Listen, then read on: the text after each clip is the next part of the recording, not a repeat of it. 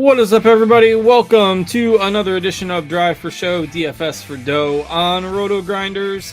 Happy to be with you talking another week of daily fantasy golf. We get into somewhat of a lull in the golf calendar here following the U.S. Open, following a signature event last week. We've got the Open Championship coming up in July. We get a few weeks here that are a little bit of a respite, some lesser field tournaments, but still plenty of money to be won out there in daily fantasy. So we will break that down here for you. If you happen to be catching us live, welcome. I appreciate you joining us as always. A lot of you might be catching us on playback this week. We are recording a little bit earlier here on Tuesday afternoon. Schedules were a little bit difficult to work out this week. We got a lot of people on vacation. I myself am leaving on vacation tomorrow. So getting this posted here early for you. And again, the content's still age is fine if you're watching us on playback anytime before Thursday morning. So whenever you happen to be watching us, thanks as always. I am Justin Van Zuiden, STL Cardinals 84. Got Kyle Murray alongside again this week. And Kyle probably wants to come on every week because he won about 1,000 bets last week. It seemed like between MLB and PGA, hit the outright bet on Keegan Bradley last week. So pretty incredible stuff. Kyle, I presume you are doing well. Yeah, doing pretty good. Hopefully this show is a little bit of a good luck charm. And now we have my my hometown event, actually. Rocket Classic is about 30 minutes from me, so it should be pretty fun. But yeah, the Keegan win, obviously it was kind of a heartbreaking way to see Tommy Fleetwood lose that way, because obviously Tommy is like pretty much a fan favorite across the board. But you know, if it was going to happen, at least we had the outright for Keegan right behind him. So it was definitely a great event last week at the Travelers. I'm looking forward to the Rocket Classic, considering it's, you know, right around the corner for me. Yeah, funny enough, next week's event, the John Deere, is about the same distance away from me, and I've gone to that quite a few times. We're going to be on vacation next week, so I'm not going to be able to go this year, but it's still fun, even though they're not the strongest fields, right? For the this tournament and next week at the John Deere, still fun when you can go catch some golf. PGA Tour event that's not too far from you, and sweat some DFS lineups. And funny enough, the John Deere has generally been pretty good to me in DFS over the years. So you just never know. Even with weaker fields, everyone's got the same player pool. So and I actually had not put together that you had that outright bet on Keegan before I was watching that final hole. And I just felt so bad for Fleetwood. Not getting it done again. But of course, Keegan's a Northeast guy, so he had the whole crowd rooting for him and chanting USA and all that stuff. And obviously the big question now is, should Keegan be a playing captain in the Ryder Cup? He had previously said, only if he makes it on his points would he be there. He's not going to choose himself as a captain's pick. This is, for whatever reason, just getting a ton of attention on social media now after he won. Curious as to your take on that topic. Yeah, I mean, from a form perspective, like I think it's tough to have at least 4 or 5 guys who are kind of on the bubble ahead of him. Like, I do think that he's earned the right. Like, let's say he wasn't the captain, I do think he would likely be a selected player there. But I do think the fact that he's come out and said that he's probably not going to choose himself unless he makes it in on points, I think that it's probably where I would stand, where that's kind of where it's probably going to fall. There's still a lot of guys who, like, if you even look at the Ryder Cup points, like, you have a couple of guys who are probably going to have a good chance to make the team, even though they're not up there in terms of points. You got Spieth down there, obviously Brooks. So there's a couple of guys who have been on the team for the last couple of years that I think still have a good chance to return. That will maybe make that decision a little bit more difficult. And you have a couple of kind of new guys that are also throwing their hat in the ring. Guys like Matt McNeely, Ben Griffin, all these sorts of guys. So I think it's definitely going to be interesting. I think the one way he's for sure going to play is if he makes it on points, obviously. But I think it sounds like there's been some rumors of maybe other players saying that he should be able to choose himself or be more willing to choose himself to play in the Ryder Cup. So I definitely think it's going to be an interesting kind of narrative to watch leading up to the Ryder Cup. But if it were me and I was Keegan, I would be playing for sure. Yeah, it's pretty wild. And, I think there was some discourse about whether he should have been like a vice captain at the President's Cup, but they didn't want to do that because he was also a player. Yeah. So, he wasn't a vice captain at the President's Cup because he was a player, but now we're talking about this at the Ryder Cup. Look, the world these days has gotten so good at moving the goalposts. It is what it is. But the the bigger thing to me is we live in a what have you done for me lately society, and frankly he's not generally the greatest on links golf. So if he's going over playing at the Scottish Open and the Open Championship and he does terribly, is everyone suddenly going to reverse course on this? It just it's just a media talking point, I guess, at this stage, but we'll see where that goes over the next several months. And nonetheless, was nice to see him win last week, even though I felt pretty bad for Fleetwood there. But it was a pretty fun Sunday, pretty fun finish to that tournament. They ended up having to go in groups of 3 on Sunday because of a weather delay. But other names inside the top 10 there, of course, you had Henley, who ended up finishing just 1 shot back. He chipped in from the rough on 18 to give himself a shot at a playoff if Keegan would have missed. Rory and Scheffler both had good days on Sunday to get inside the top 10 themselves.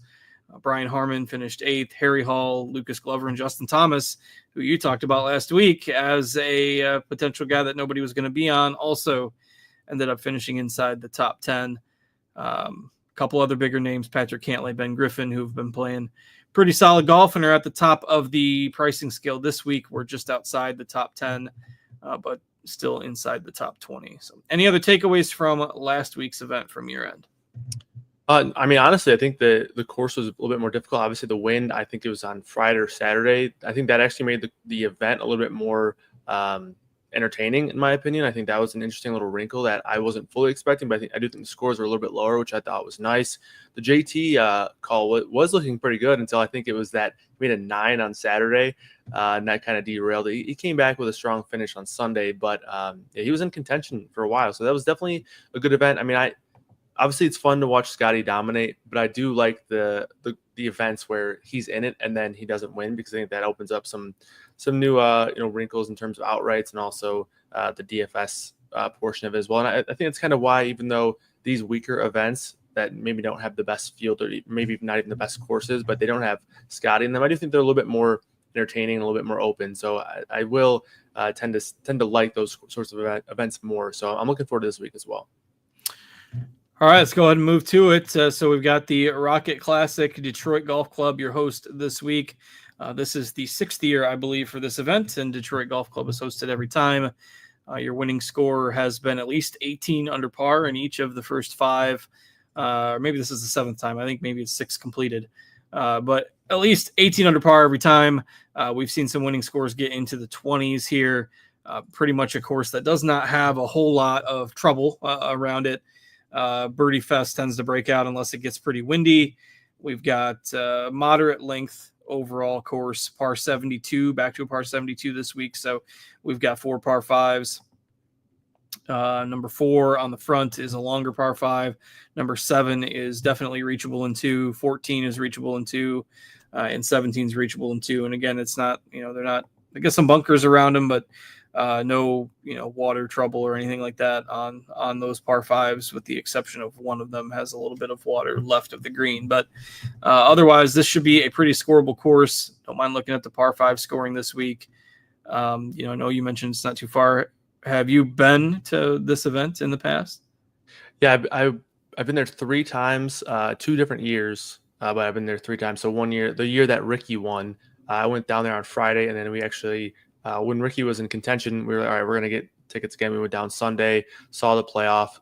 So that was definitely an awesome experience. So yeah, been there 3 times. If you're going on like a Thursday or Friday, are you a sit on one hole and watch everybody come through kind of guy? Or are you a follow a group around the course kind of guy? Or I'm just curious. Honestly, so the Friday group that I went with, there was sort of a group of people who weren't necessarily there for the golf, more so for the entertainment experience, because there's a lot of different events going around. So it was more so kind of just enjoy the atmosphere and whatnot. I obviously was paying a little bit more attention to the golf, but it was mostly popping around hole to hole, but not necessarily following people around. I think the year that Tony won, we followed him a good amount on Saturday. And then, the Sunday we followed Ricky Fowler pretty much the entire back 9. But that Friday we kind of just sat on a hole or 2, and there was like a Michelob tent that we got tickets into as well. So mostly just hanging out at a hole. And then on Sunday we followed Ricky Fowler. Yeah, I always like to stack up a group and in some DFS lineups and follow them around. Find a group where you can stomach rostering all 3 guys, which is tough at the John Deere most years.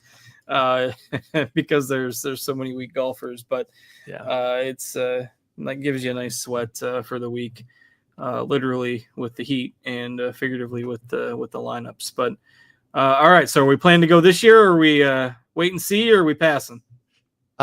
We're gonna wait and see. I'm trying to go on Saturday because on Saturday I'm going to the Tigers game in the afternoon. So I'm thinking maybe if I can get the group of guys I'm going to the game with, maybe I can interest them in going to the morning tee times there and kind of doing a doubleheader. So we're gonna see how it goes. All right, so let's go ahead and dig into the breakdown. Anything else you want to add? Obviously, since you've been there, about the course, specific holes, golfer types you're targeting this week before we get into the specifics?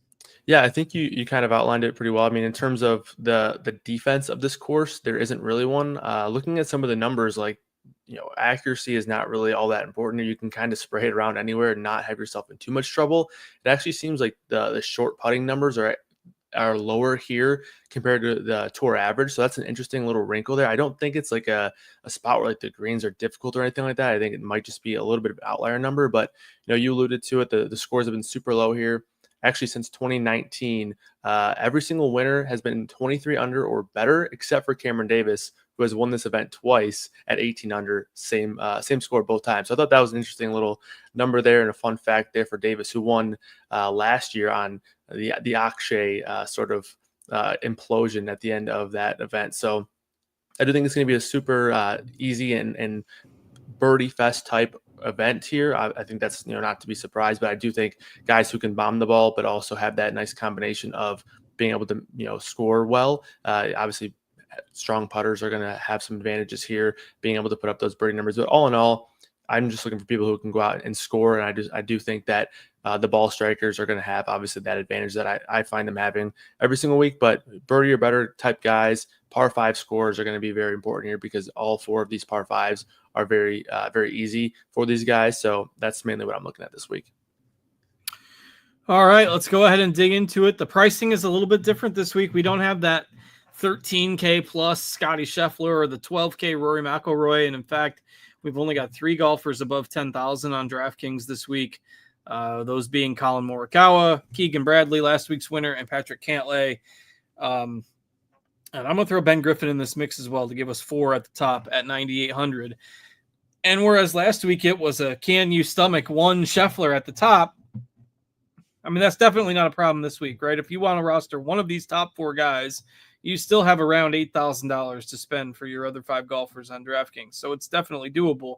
The question becomes whether you want to, maybe roster 2 of these guys in your lineups this week. But of that Morikawa, Bradley, Cantlay, Griffin kind of top quartet of guys, certainly got to have interest in somebody because you got to pay up for somebody in some lineups unless you're going totally balanced with everything. But I don't know. I just kind of, it makes it so much easier to get exposure to these guys when they're not 12 or 13K. It's the not having Scotty effect. What are you doing with this top group?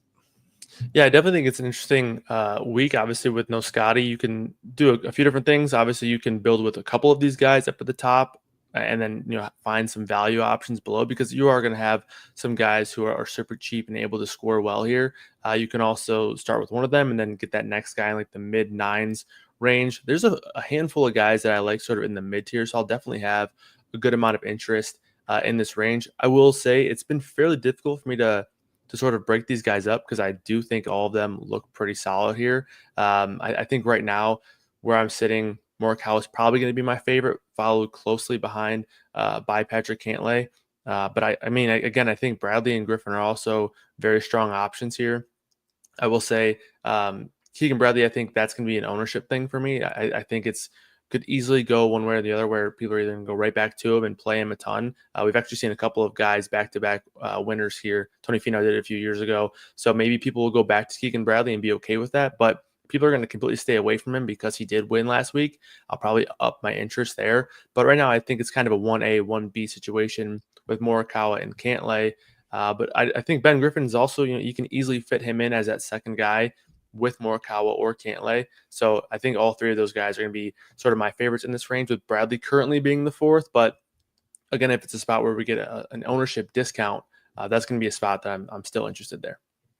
Yeah, just a tough spot after a victory last week for Keegan to maintain the same motivation to come back and do it again this week. But right now we've got all four projected at fairly similar ownership. Cantlay, Griffin, Morikawa in the mid to high 20s, and Keegan closer to that 20 mark. And I like the way I have built a few kind of shell lineups with Cantlay and Griffin as the starting point, and I like that. Still leaves you $7,500 on DK for your other four spots. In these tournaments that can sometimes turn into a shootout type of contest, a wedge fest, right? It's a lower pressure type of event, and frankly, those are the events where Cantlay tends to perform better when it's a little bit more laid back and not as much media attention. And then Griffin has just been probably the most consistent golfer not named Scotty Scheffler over the last couple of months. When you look at 8th, 1st, 2nd, 10th, 14th, his last 5 events, not necessarily a bomber off the tee, but really good short game. And so those are my 2 favorites. I will rank them. Cantlay and Griffin, 1A and 1B. Really depends on your own personal preference there. I'll have a good bit of exposure to both. And then Morikawa, who I'm fine with, but he is the most expensive. And then Bradley after that. So kind of on the same wavelength there as we go through those top 4 guys. And again, you'll find them a little bit easier to fit into your lineups than usual. All right, let's move down to the rest of the $9,000 options. We have Hideki Matsuyama, Harry Hall, Cameron Young, Siwoo Kim, and Max Grazerman and Luke Clanton, rounding out that 9K plus range. In my opinion, these guys are definitely a tier below the 4 that we discussed earlier. So I don't have a strong take here. I'm trying to prioritize getting up to Griffin or Cantlay as much as I can, but the field might look to do that too. So anybody else above 9,000 that's sticking out to you? Yeah, I like 2 or 3 of these guys in this range. I do agree that these guys sort of feel like less of a priority in DFS just because you can find the salary to get to Griffin pretty easily. I don't mind starting with him as the second option, but it does feel like Griffin's probably going to come in as one of the more popular options in the field. So if you wanted to, save a little bit of salary and also get a little bit of unique builds here, I do think there's 3 guys in this range that I mentioned. 2 of the guys I actually do have outright bets on Scores and Odds right now. Luke Clanton's a guy that I like quite a bit here. If we remember last year in the summer, this is sort of when he started to go on that really strong tear. It was the Deer Run, Rocket Classic, those sorts of events where he just dominated. I think he had 3 or 4 straight top 10 finishes, and he just seems like one of these players who's going to be able to perform well at these sorts of events because he has the driving advantage. He can bomb the ball as good as about anybody in this field, but he also has a unique combination of being able to win on the putting greens and gain strokes there, while also having one of the better approach plays. So far, looking like he's a top 10 player. Ball striking, he does have some spike potential in the putter. He has struggled a little bit recently, but again, he also had to deal with going back and forth between some of these collegiate events back to some of these other PGA Tour events. I think now that he's settled in here, I do like him a bit more. Over the last 20 rounds on the PGA Tour, top 25 in strokes gained putting, 9th in strokes gained on approach. And he's actually been failing off the tee recently, which I don't think is something that we're going to typically expect, as over the last year, he's top 10 in strokes gained off the tee. So again, he's a guy who I like quite a bit. And then Max Grazerman as well. Another guy who, looking at it, I actually was not super familiar with this, but top 20 in driving distance, which was a surprising number for me. Obviously, a little bit of a weaker field, so maybe that explains that, but it comes down to putting for Grazerman. He's 2nd in strokes gained putting over the last year. So again, one of those guys who can bomb the ball and then putt with the best of them. And I do think he has the potential to compete here. And then in that same sort of prototype, right, Cam Young has been playing really well as of late. He's also one of those guys who he's not as good with his irons, but considering he's able to gain so much distance off the tee compared to the field and do well on the greens, I do think he has a good chance to put up some birdies here, and he's also in very good form. So those 3 are definitely my favorites in this tier. If I had to rank those 3, I would go Clanton, Grazerman, then Cam Young, but I think all 3 guys are very viable options. I do think it's worth noting that it seems like Harry Hall might be a guy who ends up being pretty popular. I've been seeing him talked about quite a bit. Obviously, he's been playing some pretty solid golf. And the putter has been doing a lot for him. He's 2nd in birdie or better percentage in this field. So it does appear like he's going to be a guy who's going to get some ownership. I have nothing against Harry Hall, but considering if that's the case and he's popular, I'm going to look at the other 3 over Harry Hall here. Yeah, I'll probably be underweight on this group generally. You mentioned Cam Young, who we've talked about quite a bit on the show in recent couple of months, was all over the place last week. 18 birdies, 7 bogeys, and 6 doubles for Cam Young last week. And this isn't a course. I think this is a course that has maybe the lowest double or worse rate on tour the last 4 or 5 years. I know I looked it up last year before the event, but just not a lot of trouble here. So if you're playing that bomber angle, which I don't mind playing this week, I don't mind playing the bombers. I also don't mind playing the good putters. Those guys certainly in play. I'm maybe a little higher on Harry Hall generally, but I like the argument there if the ownership is high. Plus, I mean, now that he's only a few $100s less than Ben Griffin, just feels like slightly overpriced where he's at currently. If you built lineups early this week, Tony Finau withdrew this morning. So make sure you don't have him in your lineups. So he is out. Joseph Bramlett is in the field. I'm not sure if DraftKings has or will add him. It doesn't look like they have as of yet. Sometimes they do add those guys late. But the main concern here is Tony Finau is out, so don't play him. That leaves us the 8K options of Keith Mitchell, a bit of a resurgence with Ricky Fowler, and of course an event that he has tended to fare better at and has some ties to. Wyndham Clark, Minwoo Lee, Matt Fitzpatrick, Rasmus Højgaard, Akshay, Davis Thompson, Chris Goddard, and Alex Smalley are your 8K options this week. Where are you looking in here? Yeah, I think there's a couple of high ceiling options in this range. Keith Mitchell's a guy who I think is also a player who might get some ownership, and if that's the case, I'll probably just look elsewhere just because of the fact that I mentioned Grazerman and Clanton above him, and then there's a few guys below that I really like quite a bit. My favorite in this range is going to be Davis Thompson. He's actually one of my favorite players of the week. Another guy who I have an outright bet on. Love him this week. He's another one of those guys who I think benefits from being an elite ball striker, being able to drive the ball extremely well, and obviously, when you're looking at his strokes gain stats, putting is where he struggles, but we've seen him have those spike weeks. Obviously, you look back to, again, this sort of stretch last year. He had the T2 at the Rocket Classic where I thought he was actually going to win. I had an outright on him that week as well. He popped there with the putter. I think he came back next week at, I think it was Deer Run, and he won again, popping with the putter. So one of those guys who can obviously, ball strike with the best of them and then has the ability to pop and have a spike week on the green. So he's one of my favorite plays of the week. I do like Akshay as well, a guy who scores really well on par fives. That's very crucial for this event. Also a guy who benefits from being a strong putter as well as having a strong approach play, ranks inside the top 12 in both putting and strokes gained on approach over the last 6 months in this field. So those are probably my two favorites in this range. Also have a little bit of interest in Minwoo Lee, who hasn't really done the best with approach play, but again, I do think that'll change here on an event where he's able to just hit the ball as far as he really wants to. And obviously he ranks 4th in distance in this field, so he'll definitely have no issue doing that.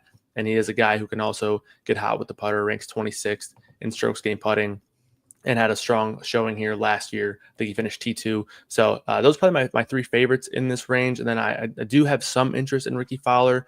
Wish he was a little bit cheaper, but again, I do think that even though he's had a lot of success here, I guess we'll see where the ownership numbers shake out. But I would not be surprised to see that actually be a number that stays fairly low, even though he's a guy who's crushed this event in the past, just because that price is a little bit high and the form is not necessarily ideal. But he's probably 4th for me on this list in this range. Yeah, no Ricky for me, probably at that salary either. We're actually in pretty good lockstep with this tier. I really like Davis Thompson this week. Just a consistent guy that we've seen throughout the years where he plays better. I guess not multiple years. He hasn't been on the tour that long, but a couple of seasons. The weaker field, birdie fest, scoreable type tournaments. That's where Davis Thompson has success. At 8,100 with the recent form being maybe a little bit more hit or miss, probably not getting as much attention as he otherwise would have. But I like him a lot. So Davis Thompson at 8,100 is my favorite in this range as well. I don't mind the Minwoo Lee take. And then I really like Goddard as well. That's not going to be a surprise to anyone that's followed my content for any length of time. I've always kind of been a Goddard homer, if you will.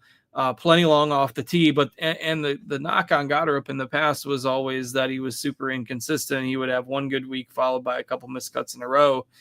He's actually made 6 of his last 7 cuts, and all of them have been top 30 finishes. So he's developed a little bit more consistency. We know he's long off the tee, and I like Goddard a good bit this week. So right now, he's my only outright bet and top 20 bet that I've put out there on Scores and Odds this week. Smalley's another guy who's projecting well. I don't have anything super positive or negative to say about Smalley. I'm fine with him. He grades out well statistically.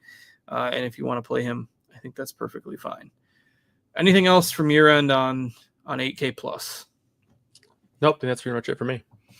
Because once we get through the 7Ks, it's going to be a pretty quick end to the show. That's what happens in these weaker field tournaments. There's not a whole lot at the bottom of the board that's going to stand out because of the weaker field. So we'll go through the 7s. As usual, there's a lot of names in here. So we'll start with the kind of the top end of the 7K range, say 7,500 and up. Not a ton of chalk projecting in this tier. Right now we've got Olesen, Alex Noren at about 15% ownership, Benny On, Nikolai Højgaard at about 10% ownership. Quite a few names in that 6 to 8% ownership range, but no massive chalk. I see our friend Notorious has Jaeger tagged this week and has quite a bit of conviction on him at the price point, which is significantly cheaper than what we saw for much of the spring.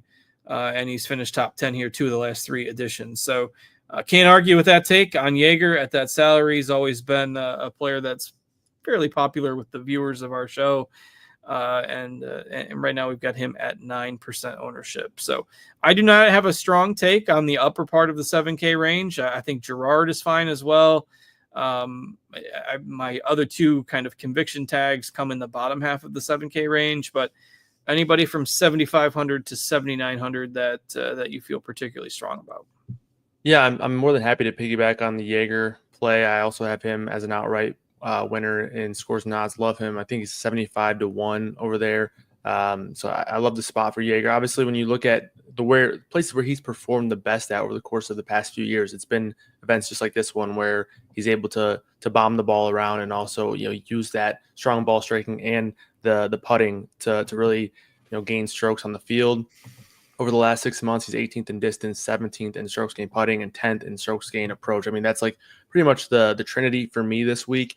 And additionally, nobody in the field has gained more strokes on the field on courses that are easy and long than Steven Jaeger over the last 3 years. So, yeah, love this spot for Jaeger. Alex Noren's also a guy who grades out pretty well for me. Not typically a guy who I'll like on this sort of course. He's not going to, wow anybody with the distance, but the wedge play is pretty solid. He can definitely get hot with the putter. So he grades out all right. In that same sort of token, Taylor Moore has also performed well here. He kind of fits that same build.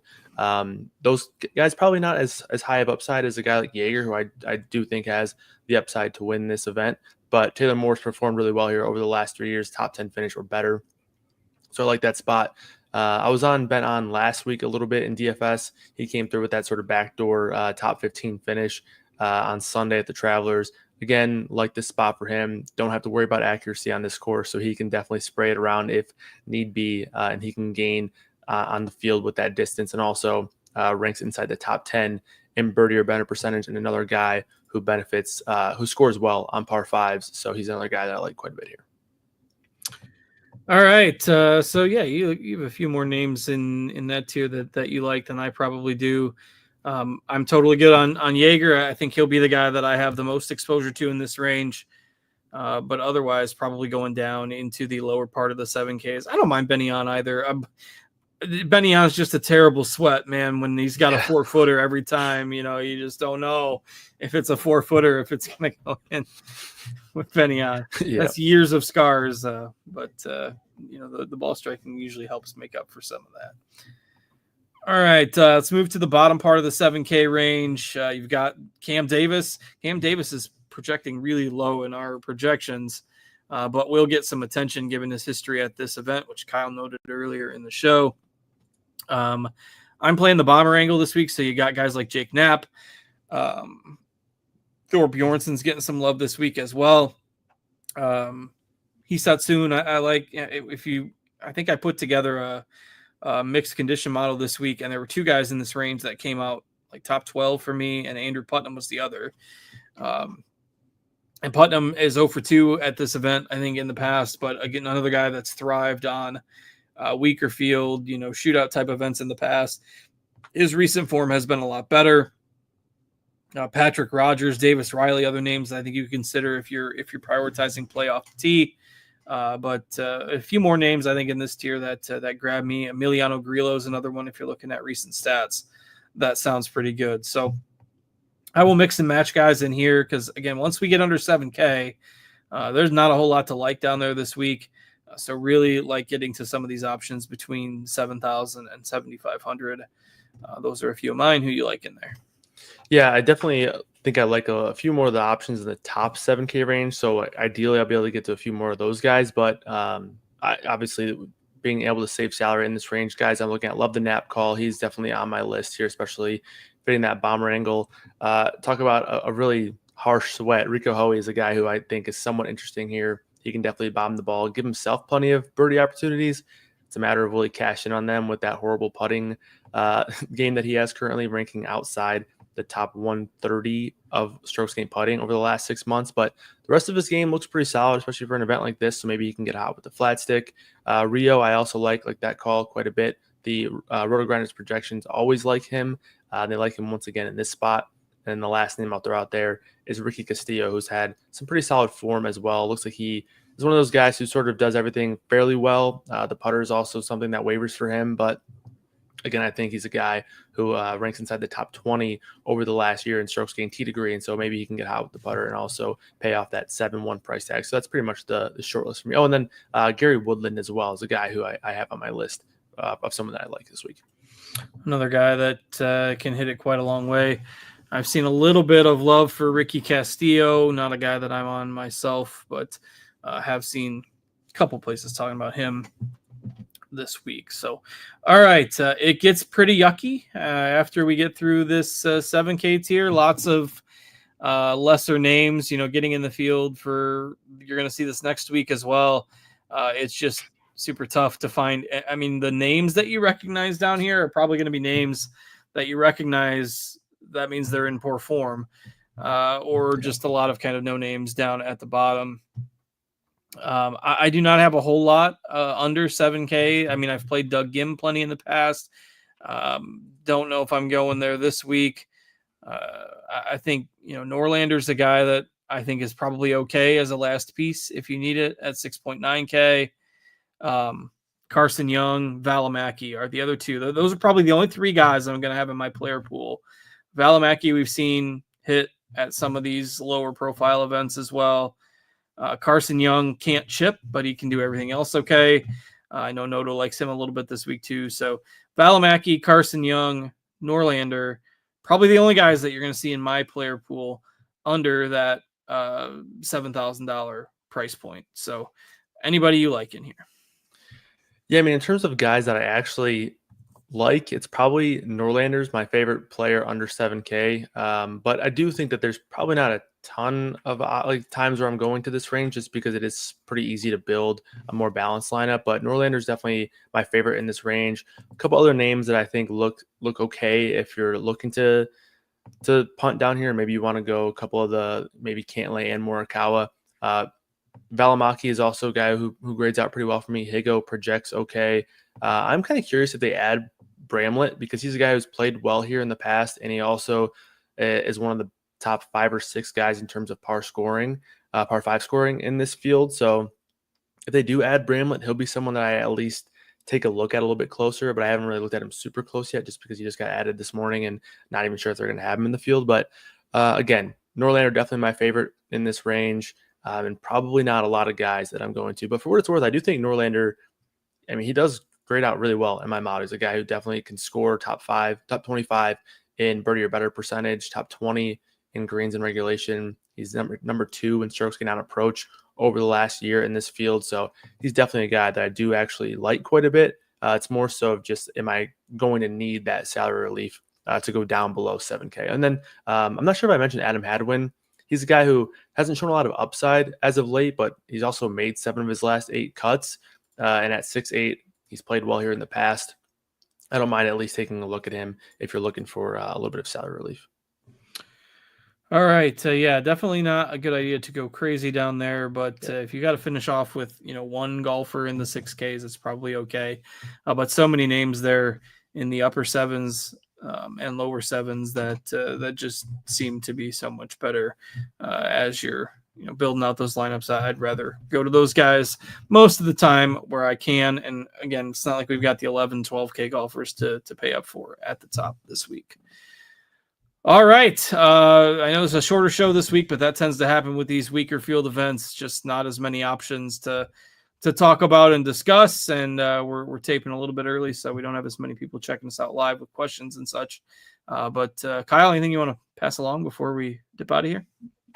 No, I think it's going to be a pretty good event, even though it's one of the weaker fields, and it's definitely going to be an easy course. So I'm excited to see if we can get any of these longer shot outrights to win, or maybe have a guy kind of come out of nowhere and win this one. But I'm definitely thinking it's going to be an interesting field this week with no Scotty, so I'm looking forward to it. All right. Well, with that's going to do it for this week. TBD what we're doing for next week for the John Deere. I am on vacation, so not sure how we're going to handle getting a group together for next week's show. With Noto still out, but to be determined if we've got a show. Otherwise, we'll have you covered with all our other content over at RotoGrinders. Be sure to check us out. Hit that thumbs up button before you're done watching the video. Even if you're watching us on playback, we greatly appreciate if you hit the thumbs up button and help us out in those YouTube algorithms. So thanks as always for joining. Thanks to Kyle for joining me. Thanks to TJ for producing behind the scenes today. Always appreciate his help and flexibility here on short notice with us taping a little bit earlier. So thanks to TJ, thanks to Kyle. I am Justin. Have a great week. Stay cool out there, everybody. Know that heat wave's still going strong, so stay cool and enjoy your week of golf with the Rocket Classic, and we'll catch you back here later. See you, everybody.